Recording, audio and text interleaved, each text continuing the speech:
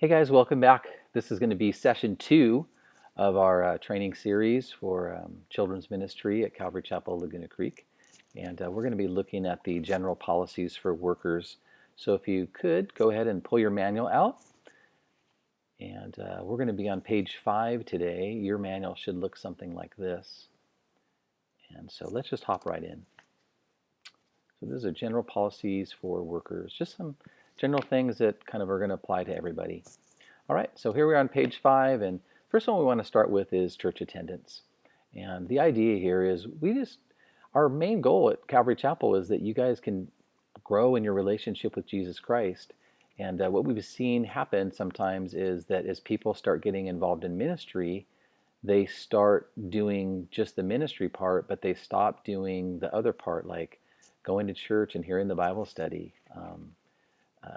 Being involved in the time of worship or fellowshipping with other people and praying with people and kind of having a relationship within the body. So it's super important that that your church attendance continues as you start to do some ministry. Okay, so as you get involved in children's ministry, we want you to stay involved with attending church. We don't want you to just maybe listen to the Bible study online, but the only time that you're really at church is when you're serving in the children's ministry. That's not really the model that we want to have here. So, in fact, one of the main reasons why we have 2 church services is so that our children's ministry people can go to church. They can go to church one service and they can serve at the other service. So church attendance is super, super important. And we just want you to be a part of the body. I think it's real important, like in point number 3 there, it talks about how in Revelation 2 through 3, when Jesus writes a letter to the churches, he says, hey, it's important to, if you have ears, to hear what the Spirit's saying to the church. And so we believe that the Lord's trying to say something to us as a church, Calvary Chapel Laguna Creek. There's something unique that he's doing that's going to be different than, say, the Baptist church in town or the Assemblies of God church in town or some other church. God's doing something unique in us. He's saying something unique. And to be able to be in part of what he's doing is we kind of need to be attending and like, what is he saying to us from his word? What is he saying to us in the time of worship or at the prayer meetings? It's just real important to be involved. Okay, so that's super important. All right, secondly, just in general, it's important to be like-minded about church or the doctrine of Christianity. What we believe about the Bible, who we believe Jesus is, and what we believe about maybe the end times or the Holy Spirit. It's important that we're like-minded so that we're serving and we kind of believe the same things, we're serving the same way, and our hearts are kind of knit together that way. If we don't agree, it's really hard to be unified and to do things together as a team. And so it's just super important. If you ever have any questions about maybe what we believe, or if you disagree about something, probably be a good time to come and talk to me and just make sure that we're still on the same page. Next is time commitment.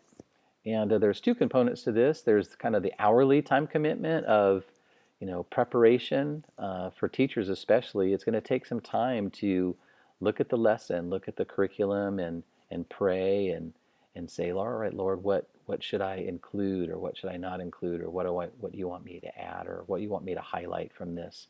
So there's going to be some preparation time. Then there's going to be, of course, just the time in the classroom, coming early, all those types of things. The second part is how long are you going to serve in the children's ministry? And so what we think about that is we believe, or we're hoping, that Jesus is the one that kind of put on your heart to start serving in the children's ministry in the first place. And so we believe that when he wants you to step down or out of the children's ministry, he'll do the same thing. He'll let you know that it's time to stop. So our encouragement to you is serve until the Lord tells you to stop. Next up is dress code. And with here, the main idea is we just want the people that are serving in children's ministry to dress in a modest fashion, and that's going to just help. It's going to help people that interact with us to feel comfortable, but also to not maybe be judgmental, like what is she doing, or what is he doing, or why are they wearing that? We We don't want clothing to be a distraction or something that would stumble someone else or cause someone to question what we're all about or whatever.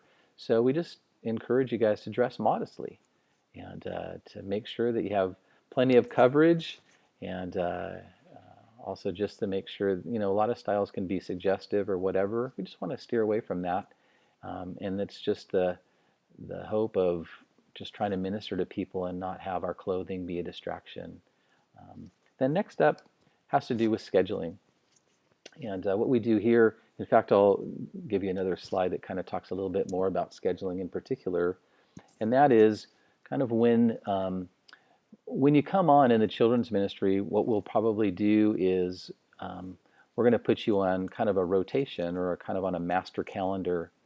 And so you'll know that, oh, I work the first and the third and the fifth Sunday of the month, or I work the first 2 Sundays of the month, or that type of thing, or maybe I work every week.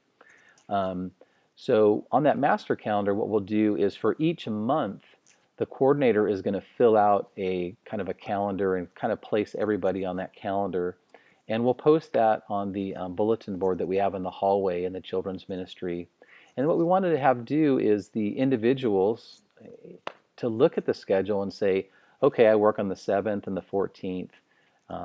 But then you look at your own personal schedule and you go, oh, wait, I'm going to be out of town on the 14th, so I need to make some changes. So if that's the case, what we want you to do is to make arrangements for those and to write the change of schedule right on the calendar that's posted there on the bulletin board. So it may be a thing where you can't work the 14th, but you can work the 21st, and you're going to switch with someone that maybe teaches the opposite weeks of you, or that type of thing. So we have people that teach at different times and different Sundays than you, but we also have people that are just substitutes that just fill in periodically, and we'll give you a list of all those folks with their contact information. So we want each individual to make those arrangements and then note it there. And then we also want you to communicate those changes, like I said, on the monthly calendar, but then also to communicate back to the children's ministry director or to myself, the children's ministry pastor. Okay? So that's it for this particular section: church attendance, doctrine, time commitment, dress code, and scheduling.